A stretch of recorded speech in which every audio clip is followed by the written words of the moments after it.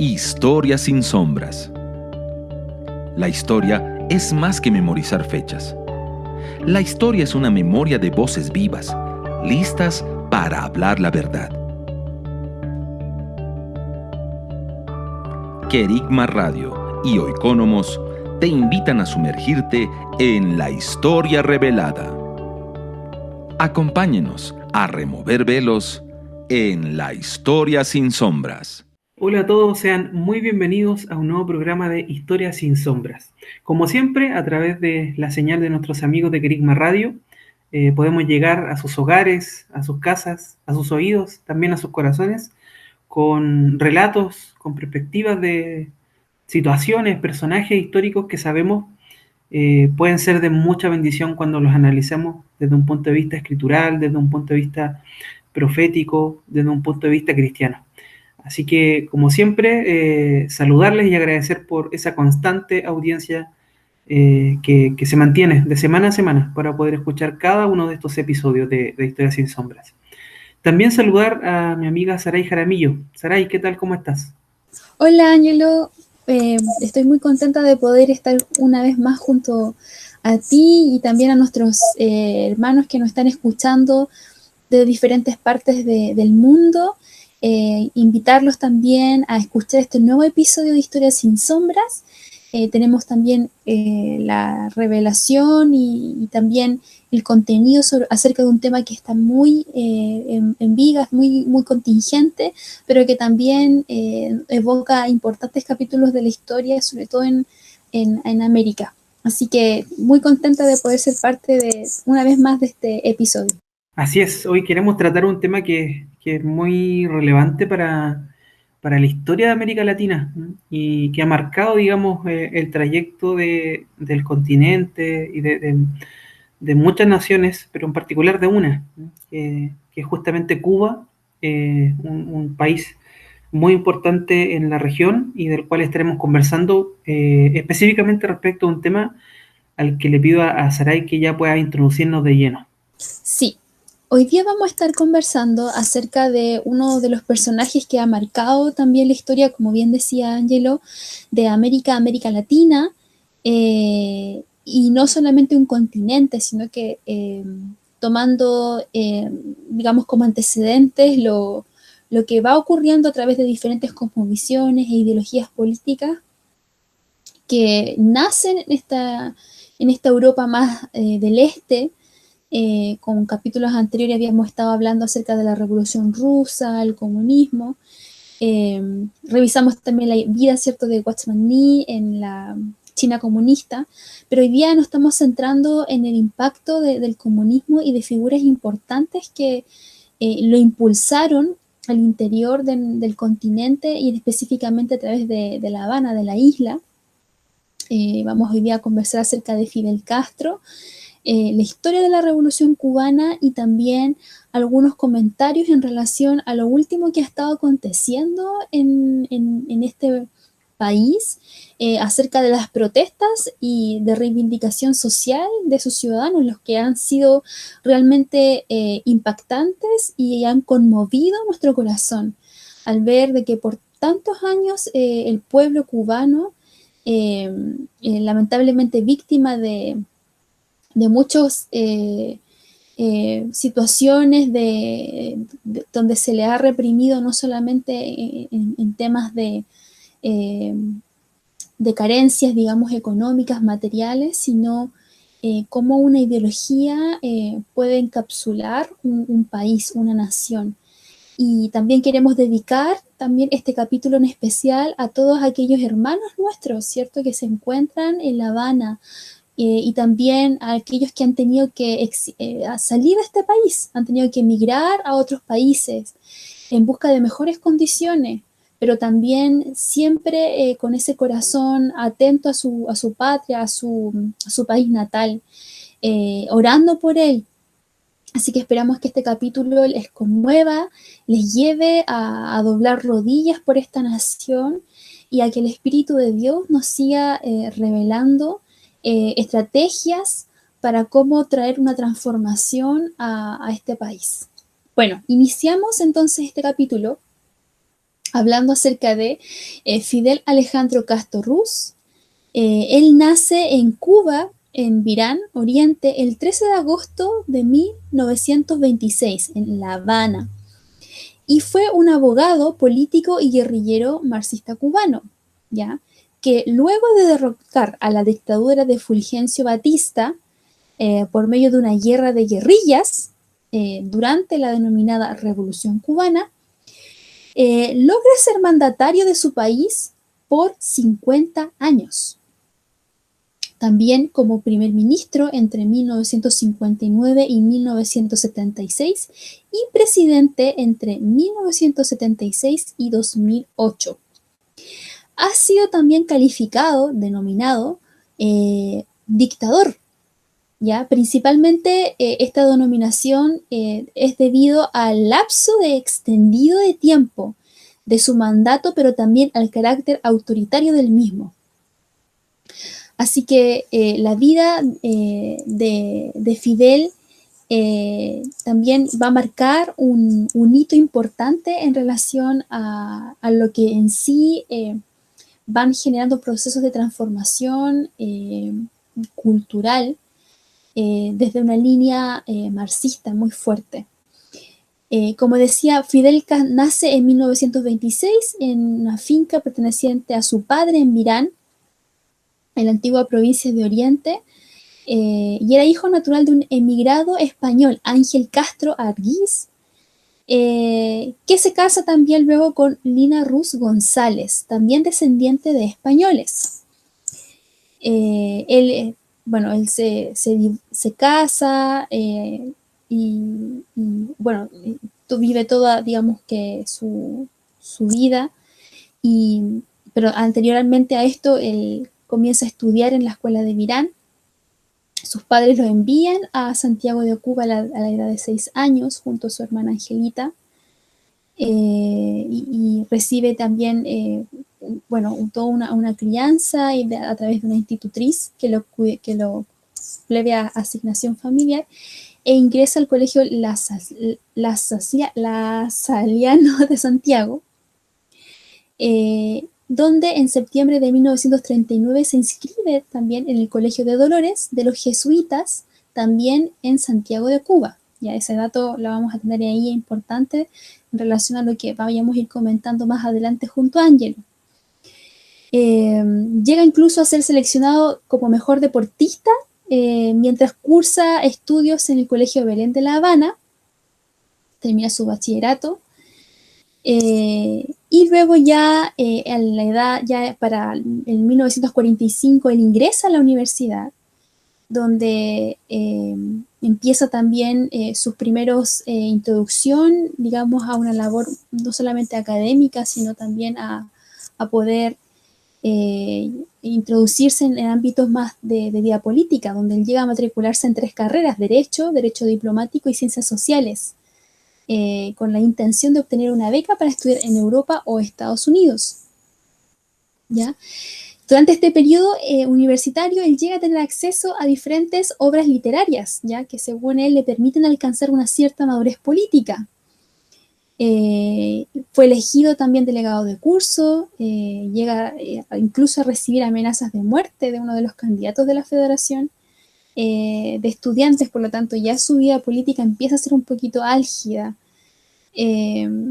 Ya a la edad de 21 años, como presidente del Comité Pro-Demócrata Dominicana de la FEU, promueve acciones para reclamar la destitución del dictador dominicano Rafael Trujillo, y forma parte de la invasión de Cayos Confites con el fin de derrocarlo. Entonces ya también en este periodo ya empieza a tener como más agitación o interés derechamente en iniciativas de orden más político,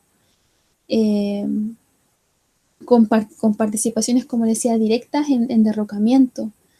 Incluso en 1948 llega a tener el patrocinio del general Juan Domingo Perón, al viajar por primera vez fuera de Cuba a Caracas y Panamá, como delegado de la FEU a la Conferencia Interamericana de Estudiantes que se celebra en Bogotá, a la 9ª Conferencia Panamericana. En esta instancia él estaba tenía previsto encontrarse con el candidato a presidente Jorge Eliezer Gaitán, la misma tarde que este fue asesinado durante la revuelta conocida como el Bogotazo.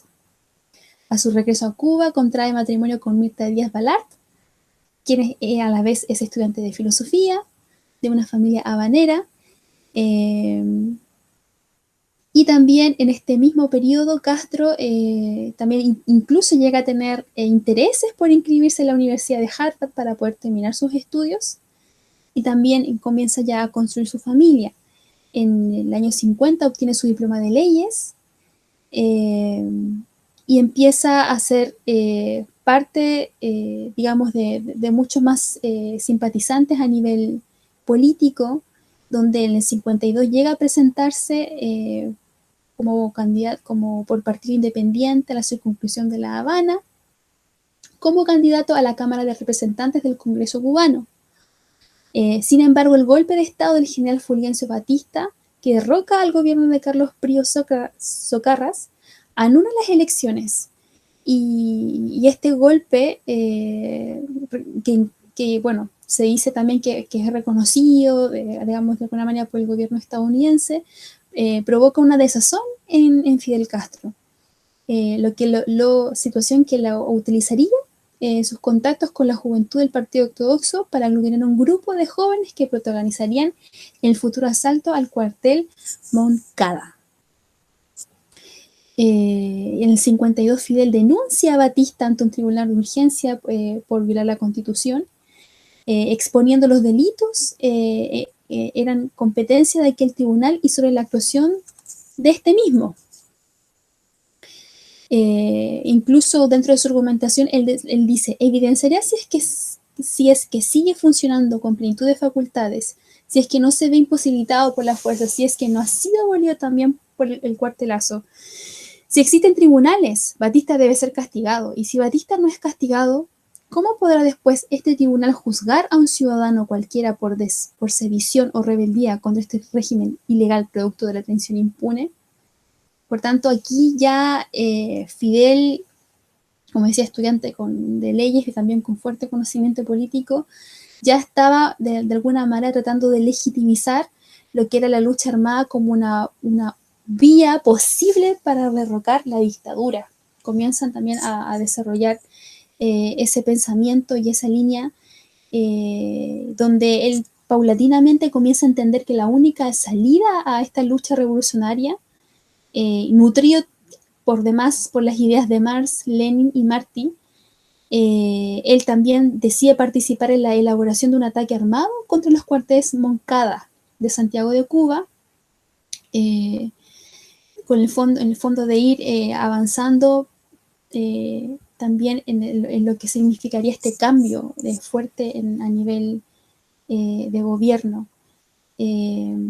Como les decía también, esta estrategia que él empieza a armar y a diseñar, fuertemente también influenciado por un levantamiento popular armado.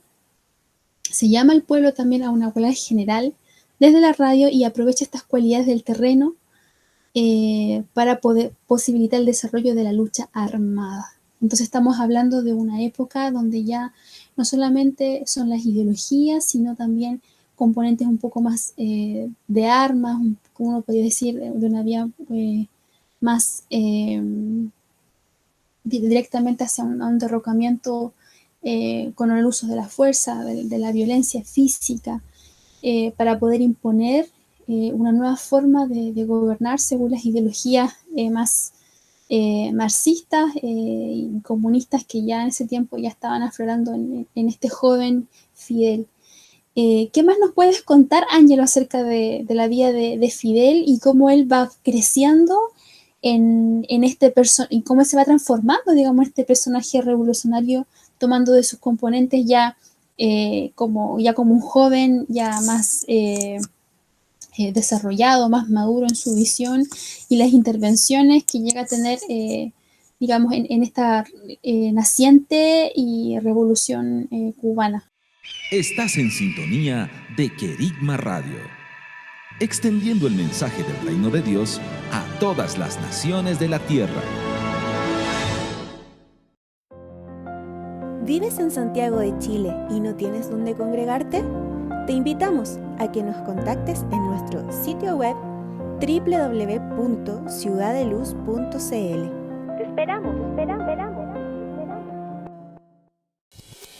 Querigma Radio, enseñando principios que ayuden a la Iglesia a vivir en el Espíritu. De manera práctica, real y completa. Querigma Radio.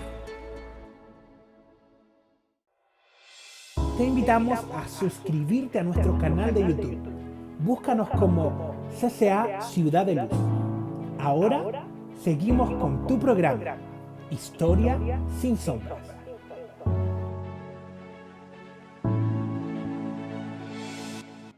Estamos en Historia sin Sombras, conversando sobre Fidel Castro y la Revolución Cubana, que posteriormente devino en una dictadura, ¿no es cierto?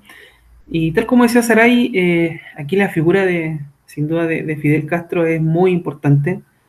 Es así porque, por supuesto, las dictaduras tienen justamente ese componente, ¿no? Un componente muy ligado a la persona que de alguna forma lidera o comanda un determinado régimen político autoritario, ¿no?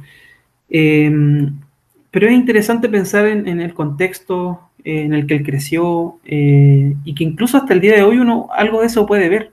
De hecho, quienes viajan a Cuba, quienes viajan a la isla, ¿no es cierto?, de Cuba, pueden ver, digamos, como turistas, ¿no es cierto?, un país muy, muy interesante por muchas razones, pero hay una razón en particular que quizás capte la atención de muchos, y es que parece, así lo han descrito muchas personas, un país detenido en el tiempo. Pareciera que quien va a Cuba se encuentra con un panorama propio de los años 60, ¿sí?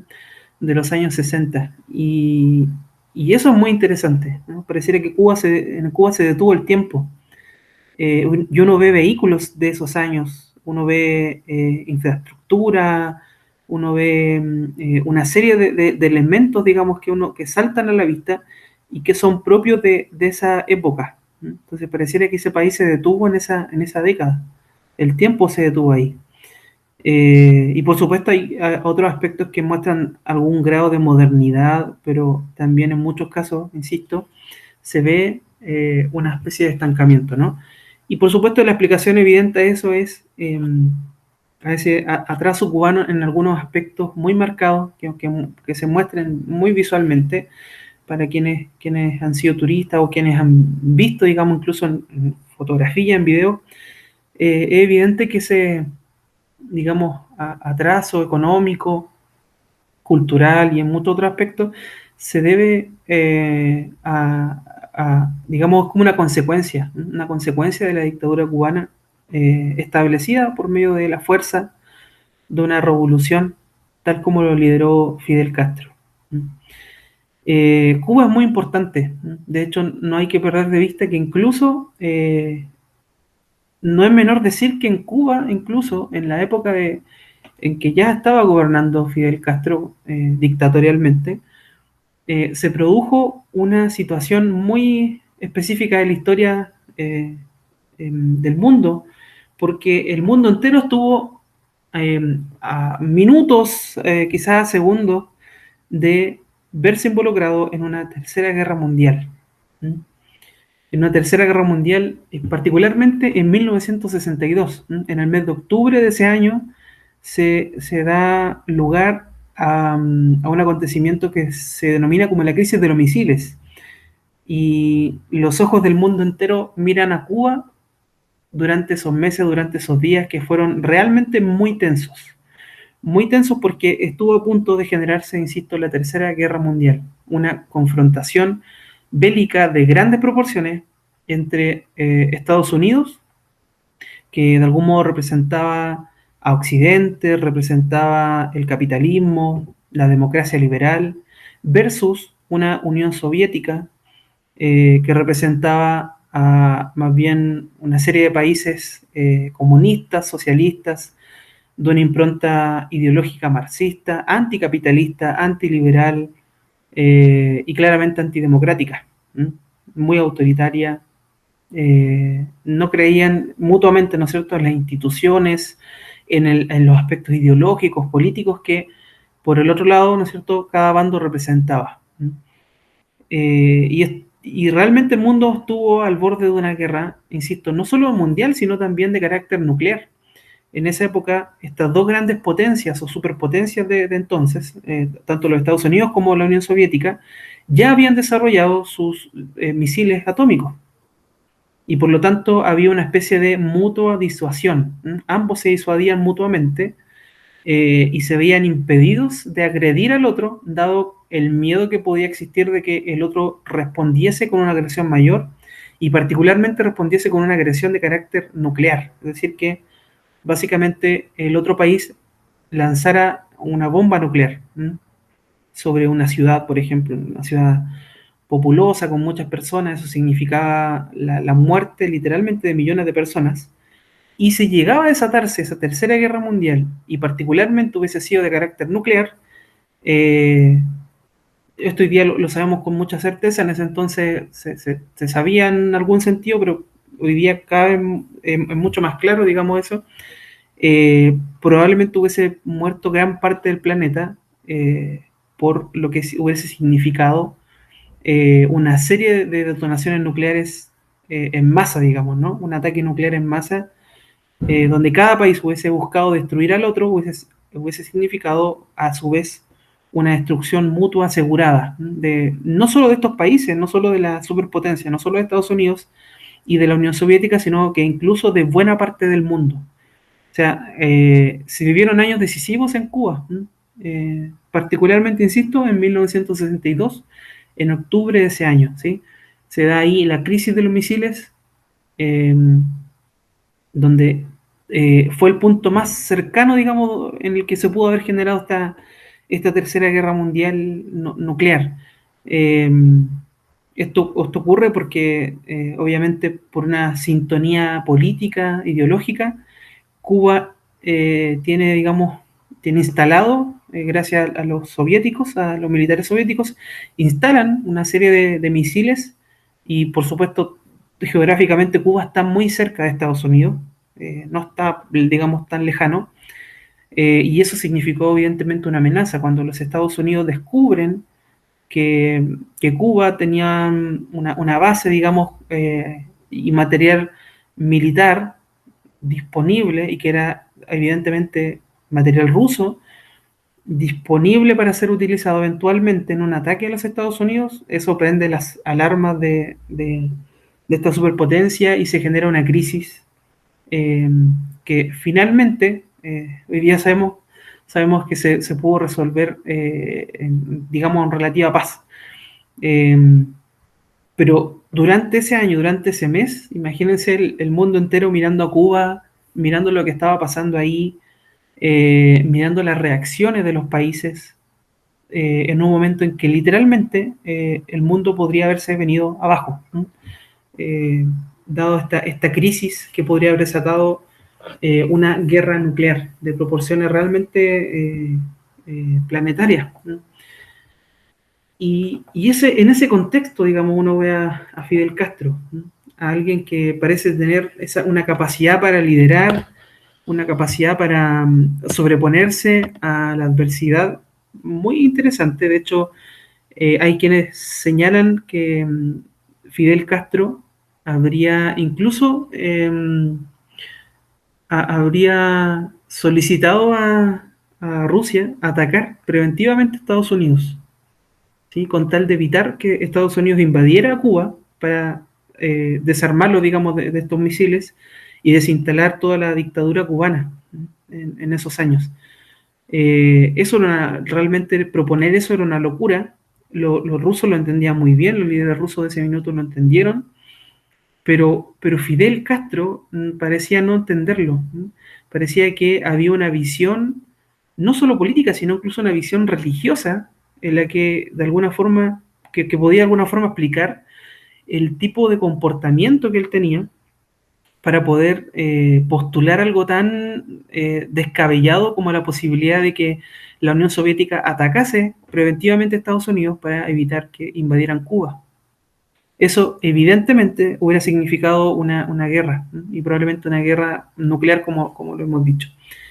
Ese es el personaje, digamos, el talante de líder, entre comillas, líder político que tenía Cuba, y que tuvo en buena medida también América Latina, ¿no? Alguien que inspiró a muchos movimientos políticos, a muchos liderazgos en América Latina, y que eran particularmente, por supuesto, de izquierda. Inspiró a muchos, ¿no es cierto? Y por eso creemos que es importante poder hablar sobre este personaje. Y si uno se pregunta quién es Fidel Castro, bueno, tal como decía Saray, Fidel Castro es, nace un 13 de agosto de 1926 en una campiña, es decir, un sector, digamos, un lugar campestre, donde se cultivaban, ¿sí?, alimentos. Era persona dedicada a la agricultura. Su padre de hecho se dedicaba a eso, era terrateniente y era de ascendencia española, particularmente su padre era gallego, mientras que su madre era muy católica, Lina Rus, muy católica, rezaba y estaba, digamos, estaba a cargo de la religión de ese lugar, de ese espacio, de esa hacienda en donde creció Fidel. Él creció en medio de ese espacio campestre, de ese espacio lleno de lo propio de la agricultura, muy españolizado, muy hispanizado, pero a su vez también muy religioso, con una impronta católica muy marcada. Su madre rezaba constantemente por sus hijos, y él crece ahí, particularmente en el sector oriente de Cuba, que de alguna forma es el sector más, digámoslo así, más atrasado en términos económicos, el sector más rural versus el sector occidental de Cuba, que solía ser más moderno. Y en ese sector crece Fidel Castro, y sus biógrafos dicen que él era una persona muy pendenciera, era muy competitivo, era una persona muy violenta. De hecho, peleaba mucho con sus compañeros en el colegio, y no solo eso, al parecer había una especie de fascinación con la violencia, y tal vez quizá hay niños que hayan cometido también ese error, pero parecía que algunos destacan incluso su nivel de violencia, en que él, por ejemplo, se divertía cuando chico matando lagartijas, las seccionaba. No solo eso, él también mostraba muchos dotes de liderazgo, de conducción de grupos, y mientras pasó por bueno, algunos colegios, hay que decir que la educación que él recibió fue una educación también muy católica y particularmente jesuita. Él pasó por el Colegio Dolores y también por el Colegio Belén, que eran particularmente jesuitas. Entonces él recibió esa impronta, esa educación, ese influjo jesuita. Y por supuesto también otro aspecto muy relevante de su carácter es que era muy extremista, era muy autoritario, era muy violento. En su vida universitaria era tan violento que de hecho fue acusado de haber por lo menos asesinado 2 personas en la universidad. La universidad en Cuba era muy violenta, pero parece que Fidel Castro tenía una especial cercanía con la violencia. Era bastante violento. De hecho, algo que, insisto, también es muy relevante, él no solo estudió con los jesuitas, él de alguna forma vivió con ellos. De hecho, él estuvo internado con los jesuitas. O sea, no solamente un asunto, digamos, de formación intelectual, no es solo un asunto de formación, digamos, educacional, sino que tiene que ver con una impartición de vida. Fidel Castro vivió buena parte de su vida internado con los jesuitas. Así que él, digamos, se sentía muy cercano a la impronta católica, hispanista, a toda la herencia cultural que de alguna forma dejó España en Cuba. De hecho, Cuba es el primer lugar al que llega España. Cuando los españoles descubren América, cuando los españoles llegan, mejor dicho, a América, el primer lugar al que llegan es Cuba, y el último lugar del que se van, o el último lugar, digamos, que es independizado en América Latina, es justamente Cuba. Cuba es muy católica, está muy profundamente marcado por ese aspecto religioso y cultural. Y esto es importante porque Fidel Castro de alguna forma crece en medio de ese espacio. Crece en un espacio muy tradicional, muy rural, campesino, y que además tiene estos rasgos muy marcados que tienen que ver con rasgos jesuitas. Entonces, insisto, él no solo estudió con los jesuitas, vivió con ellos, hay una impartición ahí muy relevante, y él de alguna forma es parte de eso, ¿no? Es parte del oriente cubano, ¿no? De la Cuba rural, hispánica, católica, tradicionalista, que de algún modo se levanta contra el aspecto moderno que representa el occidente de La Habana. Se levanta contra la modernidad en una mirada en donde piensa que la modernidad es pecado, y que nace justamente esta visión muy tradicionalista, católica, cristiana, pero católica del mundo. Y en ese contexto va a crecer Fidel Castro, y eso lo va a marcar, ¿no? Lo va a marcar profundamente, y no quisiera seguir andando en eso porque creo que lo podemos ir desarrollando más adelante, pero eso es un aspecto que no se puede soslayar, ¿no? Ese espacio de su vida, lo creemos así, ese espacio de su infancia, de su juventud, lo va a marcar tanto que de alguna forma va a ser un influjo, un insumo relevante para después, posteriormente, ser efectivamente el dictador que fue, no solo marxista, leninista, como ha sido catalogado, sino que ante todo también como un dictador, incluso podríamos decirlo así, un dictador jesuita, católico. Tan es así que incluso hay quienes lo han denominado como el último rey católico, ¿no? El último rey católico, que en este caso sería el último rey en América Latina, ¿no? El último rey católico en estas tierras sería Fidel Castro, y así lo denomina Loris Sanata en un libro que él escribe, que justamente lleva como título ese nombre: Fidel Castro, el último rey católico. Será ahí.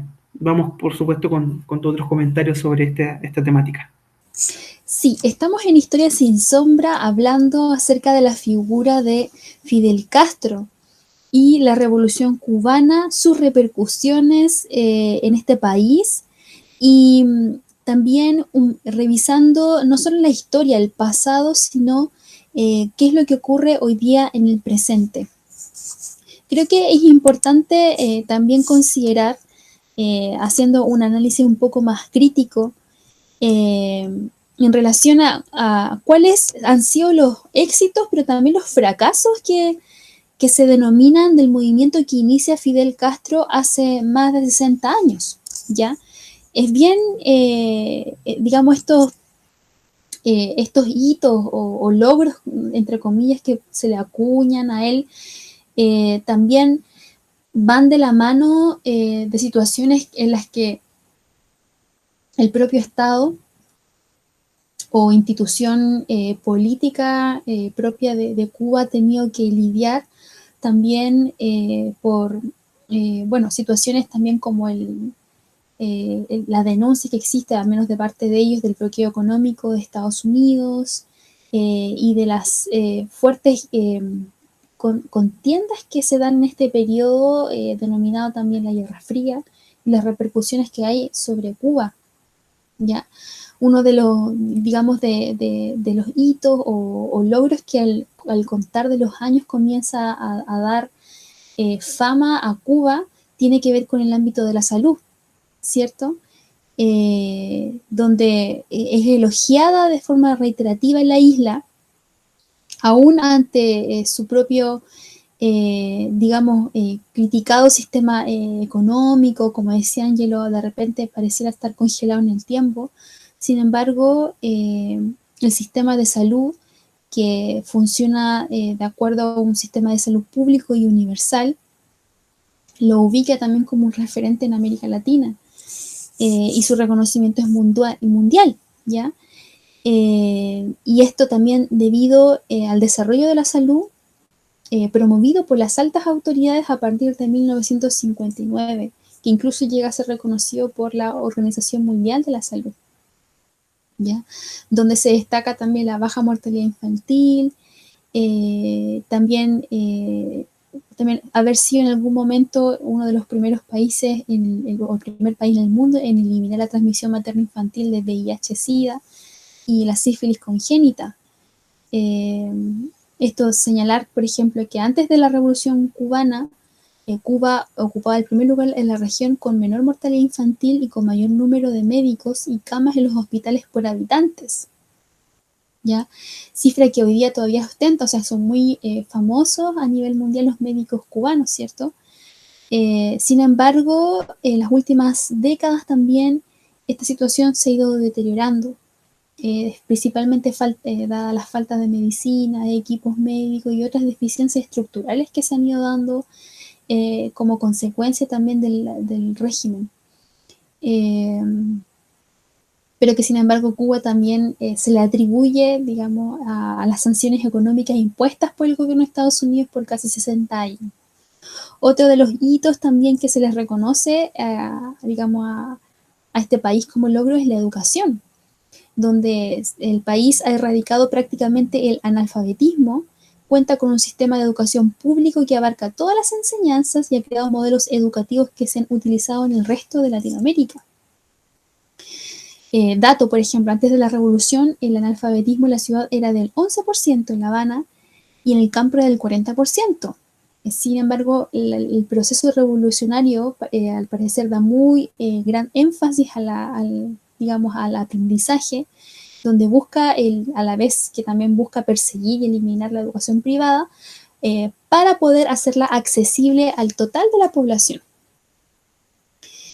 Sin embargo, directores del Instituto de Estudios Cubanos de la Universidad Internacional de la Florida cuestionan el acceso a ciertos niveles de enseñanza que se limita solamente a la condición de ser revolucionario, recordando casos donde estudiantes, por expresar criterios contrarios a los del gobierno o al régimen, terminan siendo expulsados, y incluso también por otras connotaciones, no solamente políticas.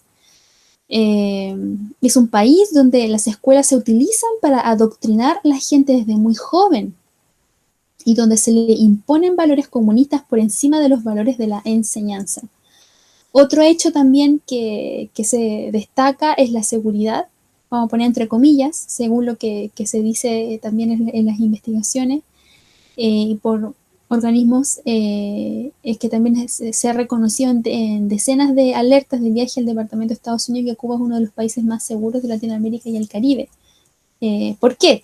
Estadísticas como de la Oficina de Naciones Unidas contra la Droga y el Crimen muestran que la tasa de homicidio en la isla entre 2002 y 2016 fue de 4,99 por cada 100.000 habitantes, lo que lo convertía durante ese periodo en un país seguro. También se reconoce los altos niveles de seguridad en la isla, considera que esto se debe al sistema, a que existe también un sistema represivo de vigilancia y control, ¿ya? Que también es consecuencia del régimen político, a la militarización también de las calles, de los espacios. Por lo tanto, el riesgo de estar o de prestar situaciones de delito sí genera obviamente un temor en la población, y también son actividades que también no se dan, digamos, de forma tan común como en la mayoría de nuestras ciudades de América Latina. Se le denomina también a este estado un estado policíaco, que está dedicado a la seguridad y al control de las personas, ¿ya? En este sentido también se desmarca de una seguridad pública, donde en sí el centro de la seguridad es el bienestar de la persona, pero no el control de la persona, y eso también es la distinción. Sin embargo, esta sociedad ha creado mecanismos para que la gente tenga miedo, y ha llegado a ser casi que todos los cubanos sientan que son vigilados o que alguien les escucha cuando hablan por teléfono. Por ejemplo, considerar las intervenciones de los medios de comunicación, la limitación para el uso de internet, redes sociales, que están muy súper vigilados, entonces donde también las libertades son muy restringidas. Pero también fuerte de las críticas en este mismo sentido es referente a la economía, donde incluso la BBC llega a coincidir en calificar a la economía como el mayor fiasco del proceso iniciado por Fidel Castro en 1959. Y esto porque no logró alcanzarse una sociedad próspera y sostenible como alguna vez se prometió o se planteó. Y ha sido una de las grandes frustraciones del pueblo cubano. Como decía Ángelo, no solamente, digamos, de un turismo de una ciudad que a lo mejor promueve, que vende a lo mejor el poder permanecer en una época, ¿cierto? Como los años 60, para promover o incentivar el turismo, sino que en sí esta situación se debe a políticas muy restrictivas, políticas económicas que han cercado a la misma población y donde el libre mercado que nosotros conocemos en nuestros países no se da, no existe, y donde lamentablemente se viven muchas situaciones que incluso llegan a tener carácter de violación a los derechos humanos, como el acceso a la alimentación, ¿cierto?, a los bienes, etc. Donde vemos de alguna manera que donde el pensamiento y la idealización política llega a tener consecuencias directas al bienestar de la persona. Y en este caso, como la economía, ¿cierto?, también va afectando no solo lo monetario, sino en lo emocional, ¿cierto?, de esta población, donde se vive una crisis económica constante. ¿No? Y creo que eso es súper importante porque no es, por ejemplo, como en nuestras sociedades donde han existido crisis económicas, boom, hitos, ¿cierto? Debido a, por ejemplo, las situaciones de pandemia, terremotos, situaciones coyunturales. Es muy distinto que vivir en una permanente crisis, años, décadas de crecimiento y de no contar con herramientas y accesos a bienes por una forma de tiempo prolongada, donde ya esto incluso llega a generar un cambio estructural de la sociedad en cuanto al crecimiento económico, y donde incluso los estándares de vida parecían ser irrecuperables. ¿Qué más decir en cuanto a derechos humanos también? O sea, uno del gobierno de Cuba ha sido constantemente blanco de críticas a las violaciones sistemáticas de los derechos humanos por la falta de libertad, como comentábamos, de prensa, hasta el encarcelamiento o la persecución de opositores políticos, algo que el gobierno y los seguidores niegan rotundamente. Incluso Naciones Unidas ha llegado a incluir a Cuba entre los países que toman represalias vergonzosas con quienes defienden los derechos humanos. También existe una de las críticas en relación a esto, es lo que un día el ideal de Che Guevara, ¿cierto?, de crear este paradigma del hombre nuevo, ¿no?, a partir de un nuevo sistema de relaciones humanas, ¿cierto? Y en sí, cómo estas contradicciones se van dando a partir de decisiones políticas. Y en medio de esto, como consecuencias, digamos, del régimen de Fidel, que también ahí Ángel nos podría ir precisando algunos datos, pero es importante situar de que esta oleada sistemática de restricciones, aun cuando se quiera permanecer y poder conservar una ideología que también viene arrastrándose después de la caída del régimen soviético, régimen que a su vez prestó bastante ayuda económica para el gobierno de Cuba, para los países socialistas, y que finalmente su derrocamiento y todos los efectos que generaron producto de la Guerra Fría traen consecuencias muy profundas a Cuba, pero sin embargo sus líderes políticos deciden permanecer en esta postura, deciden permanecer en esta ideología, pero con el tiempo el derrumbe no se materializa, digamos, a nivel ideológico, sino que el derrumbe se materializa en cómo afecta la calidad de vida del ciudadano cubano. ¿Qué es lo que sucede con esto? Décadas y décadas después de una Cuba que va en retroceso, de una Cuba que vive reprimida, de una Cuba que no logra surgir y aun cuando existe esta revolución a su alrededor, de las comunicaciones, de las tecnologías, de estar interconectado, la globalización que corre a 1000 por hora en todos nuestros países, y al no ser parte de este sistema, genera también en el interior de la población un descontento profundo. Tan así que el último mes hemos visto una serie de protestas, ¿cierto? Donde el pueblo cubano se ha levantado con voces muy fuertes, con marchas y contramarchas, donde miles de cubanos salen a las calles para protestar contra el gobierno y a su vez otros salen para defenderlo, donde residentes de más de 20 localidades del país marchan con gritos de libertad, abajo dictadura y patria y vida. En estas manifestaciones, el presidente de Cuba, Miguel Díaz-Canel, también convoca a sus propios seguidores a salir a las calles y a defenderlas, lográndose así desarrollar una batalla entre voces, algunos defendiendo la revolución y otros por su culminación. Ángelo, ¿qué nos puedes comentar acerca de esto, de lo que estamos desarrollando, de lo que estamos exponiendo? Qué profundo, qué fuerte, qué tremendo y fuerte resulta, pero qué necesario es poder ir abordándolo. ¿Qué nos puedes comentar, amigo? Así es, tú lo señalabas, hay carteles, ¿no es cierto?, de muchos manifestantes que utilizan la frase patria y vida, justamente en contra de una de las frases famosas, una de las consignas famosas de Fidel Castro, que decía patria o muerte. Él así lo señalaba, refiriéndose a la importancia de la revolución, de poder mantener la revolución en pie, la revolución cubana que él instauró en su nación.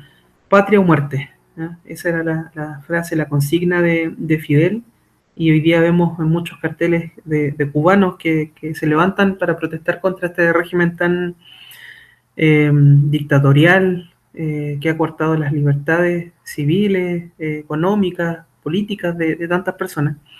Se levantan con esta frase, ¿no? Patria y vida. Y ahí es importante pensar cómo se levantan quizás los cristianos en esta época para orar por esta nación, ¿no? Cuáles son las palabras que quizás pronunciamos en medio de nuestras oraciones e intercesiones por esta nación que hoy día está afligida. Bueno, no solo hoy día, sino lleva décadas, realmente décadas, en esta aflicción que ha significado la instauración de un régimen castrista tan persistente, ¿no? Como tú lo decías, no ha dado su brazo a torcer a pesar de confrontar la realidad de lo que significa instaurar un régimen comunista que no ha permitido el progreso de las personas. Por supuesto que quizás ha tenido algún logro en alguna área, ¿no es cierto?, como en el ámbito de la salud, en el cual ha sido muy reconocido, y se sabe de muchas personas que, por ejemplo, han ido a Cuba para justamente hacerse tratar en algunos ámbitos de salud, pero eso no subsana, creo yo, la serie de atropellos a la dignidad humana que ha significado esta dictadura. O sea, algunas de las cosas que tú mencionabas, por ejemplo, son muy fuertes, ¿no es cierto? La restricción a la libertad, de la inexistencia o la supresión por mucho tiempo de la propiedad privada. Todo eso se ha ido quizás relajando, ¿no es cierto?, un poco con el tiempo. Pero no es menor, por ejemplo, considerar la cantidad de detenidos simplemente por cuestiones políticas. Aunque no hay cifras precisas por razones evidentes, que nadie podría, digamos, levantar una cifra con total certeza, porque en un régimen dictatorial como este no es posible tener acceso a datos tan fidedignos, pero algunas cifras van de 8.000 a 9.000 personas, solo detenidos por asuntos políticos. Y no solo eso, en el régimen también han habido muertes y desaparecidos que ascienden a cerca de 7.000 personas. 7.000 personas. O sea, realmente un régimen que ha impuesto el terror, que ha impuesto la vigilancia, el adoctrinamiento, ¿no? como un estándar de vida, ¿no es cierto?, lamentablemente para los cubanos. No solo eso, dentro de esas miles de muertes en Cuba, hay muchas personas que han muerto, de hecho, ejecutados, literalmente fusilados, solamente en razón de sus creencias, de sus posturas políticas, de presentar algún tipo de disenso respecto de diferencia respecto de lo que piensa el régimen. De hecho, en 2003, por ejemplo, se sabe hasta donde se entiende, fue uno de los últimos fusilamientos que hubo. Y es interesante que incluso en ese minuto, una de las cosas que dijo Fidel Castro fue lo siguiente. Dijo: la revolución cubana fue puesta en el dilema de proteger la vida de millones de compatriotas sancionando con la pena capital legalmente establecida. O sea, él entendía, en base a su forma de ver el mundo, entendía que él estaba de alguna forma protegiendo la vida de sus compatriotas, matando a alguien que al parecer no digamos, sería una especie de traidor a la revolución cubana, ¿no? Y no solo eso, él dijo: ni siquiera Cristo, que expulsó a latigazos a los mercaderes del templo, dejaría de optar por la defensa del pueblo. Entonces, lo menciono porque me gustaría conectarlo con una pregunta. ¿Cómo llegamos a eso, ¿no? ¿Cómo llegamos a la construcción de un régimen dictatorial como el que ha existido durante tantos años, durante décadas, en esta isla, ¿no es cierto?, en Cuba? ¿Cómo se llega a eso, no? ¿Cuál es la matriz cultural, política, que hace posible o que inspira de alguna forma a este, digamos, líder político, ¿no es cierto?, que es Fidel Castro? ¿Cómo se construye eso, no? Y yo lo mencionaba un poco hace un rato atrás. Hay una tesis, ¿no?, de un historiador italiano, de origen italiano, que se llama Loris Sanata, y él escribe este libro, ¿no?, que se llama Fidel Castro, el último rey católico. Y él explica, haciendo uso de una serie de discursos de Fidel Castro, de hechos y de otros elementos sobre la vida de Fidel Castro, y explica cómo hay toda una herencia cultural hispánica, hay una formación jesuita, que es la que mencionábamos también anteriormente, hay un odio a la civilización liberal, burguesa. En sus escritos, por ejemplo, está encargado de una actitud religiosa, moralista. Cuando se habla en contra digamos, de lo burgués, de lo capitalista, se lo asocia al vicio, al pecado. Cuando se habla de ciertos principios, digamos, entre comillas, comunistas, se lo asocia a virtudes, se lo asocia a actitudes moralmente aptas o actitudes éticas. Para decirlo derechamente, las mismas palabras que utilizó incluso Fidel Castro. Para Fidel, el comunismo es una especie de nuevo cristianismo. Así lo entendía Fidel. Lo repito, para Fidel, el comunismo era una especie de nuevo cristianismo. Entonces, en él se configura una especie de fe política, se configura una especie de actitud política muy, muy religiosa. Primero porque, tal como lo dice Loris Sanata, su escuela política fue de carácter religiosa.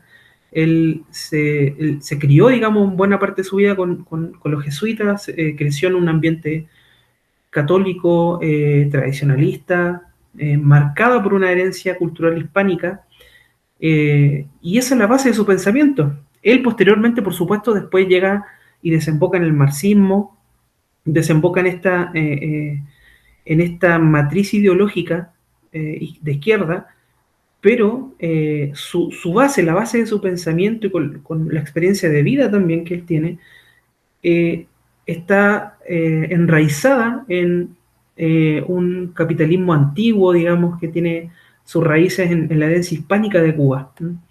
Él desprecia la modernidad liberal, desprecia el capitalismo, desprecia el comportamiento burgués, el libre mercado. De hecho, él crece justamente viendo el contraste tan marcado que existía en la Cuba de su época, ¿no?, en los años 50, durante donde se dio, digamos, el periodo de la dictadura de Batista.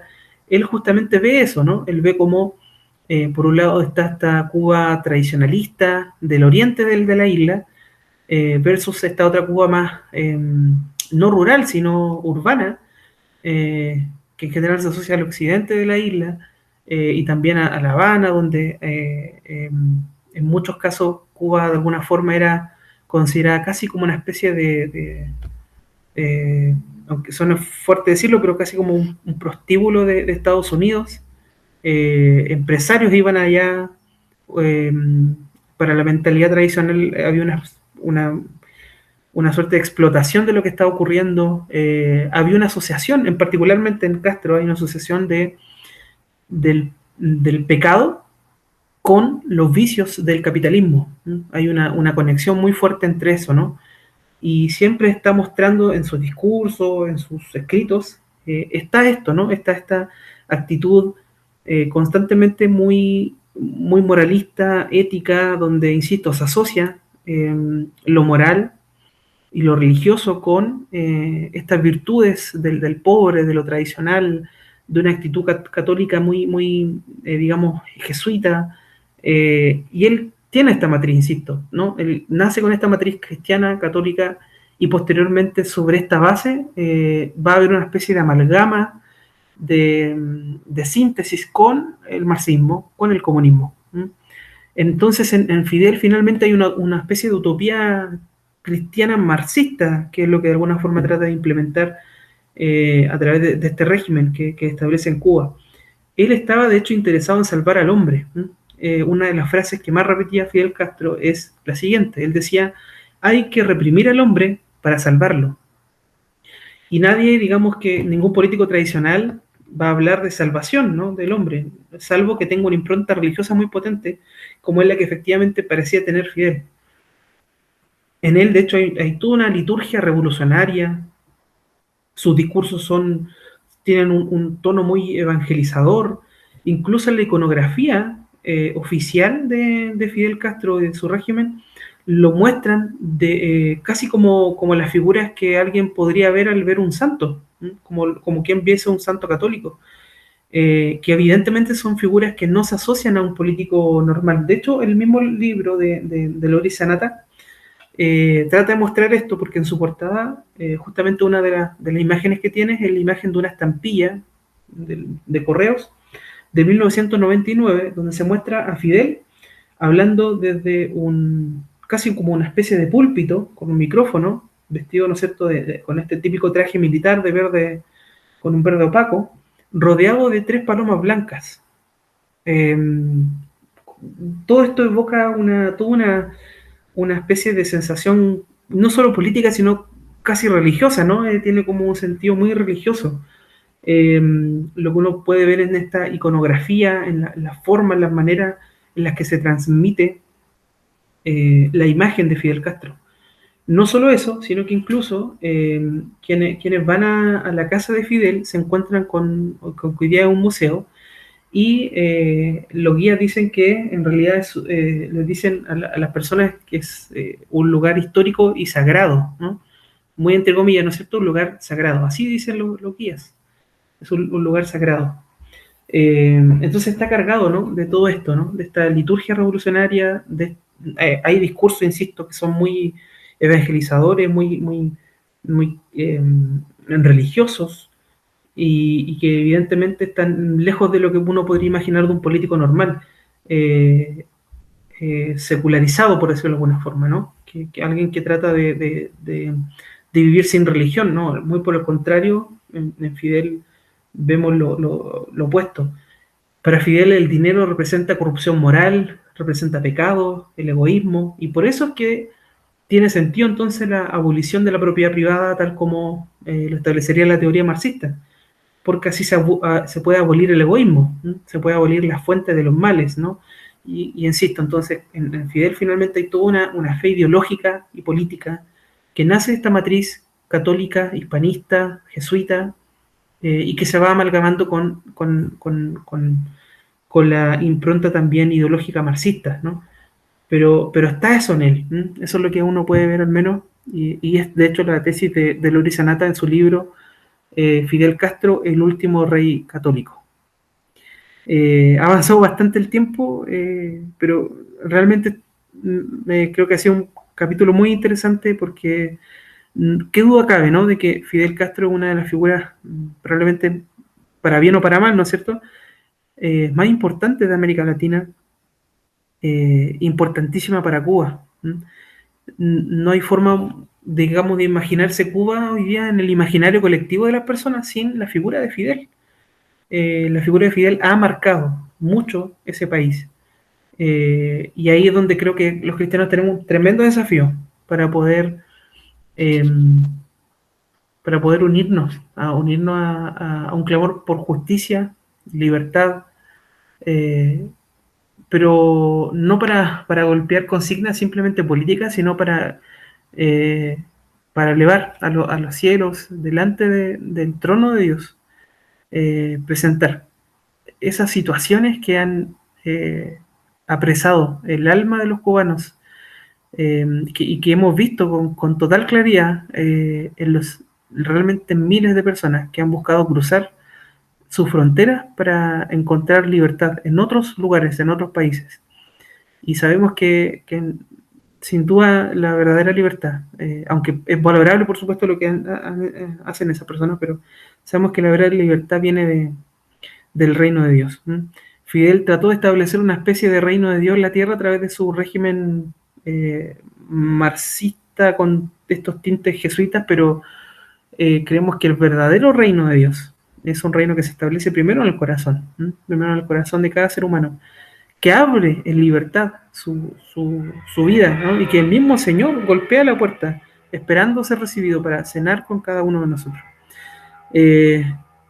Saray, ¿qué tal si vamos a tus palabras finales y a los recomendados de este interesante episodio? Sí, estamos en Historias sin Sombras hablando de Fidel Castro, entre comillas, el último rey católico, a propósito también de mencionar, y bueno, desde ya también poder comentarles a ustedes como gran parte también de este capítulo, sobre todo de las notas y comentarios de Ángelo, se sacan de este libro, ¿cierto? Fidel Castro, el último rey católico, de Loris Sanata, que también el ejemplar de editorial Edasa, que bueno, cuenta también la historia en torno a él, ¿cierto? Incluso una leyenda en torno a lo que desde mediados del siglo XX se va a configurar la figura de Fidel Castro y su foco, no solamente en los discursos, sino en la promoción de un evangelio de la lucha,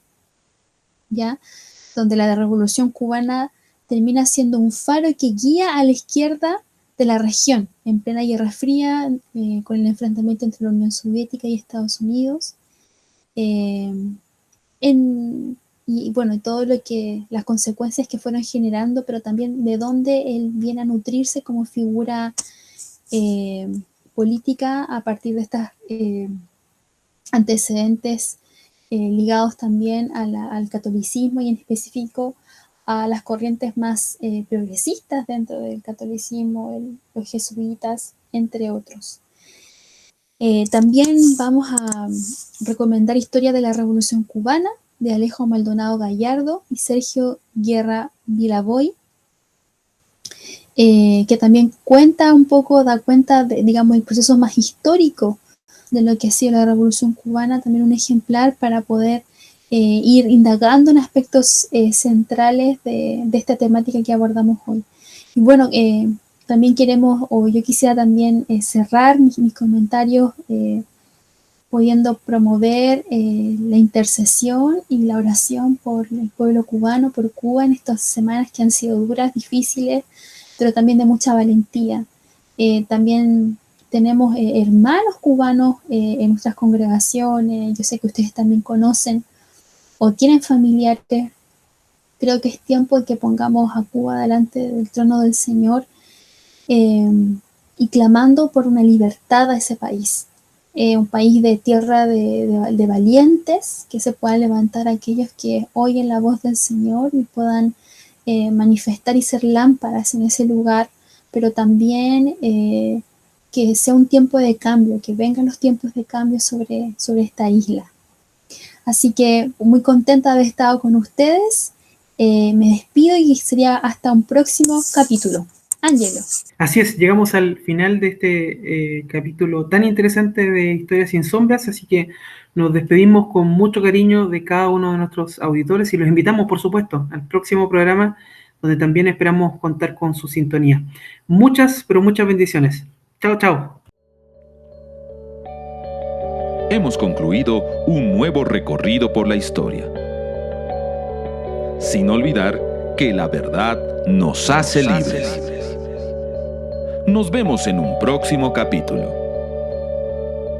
Fue un programa de Oikónomos, Centro de Liderazgo Público Cristiano, patrocinado por CCA Ciudad de Luz.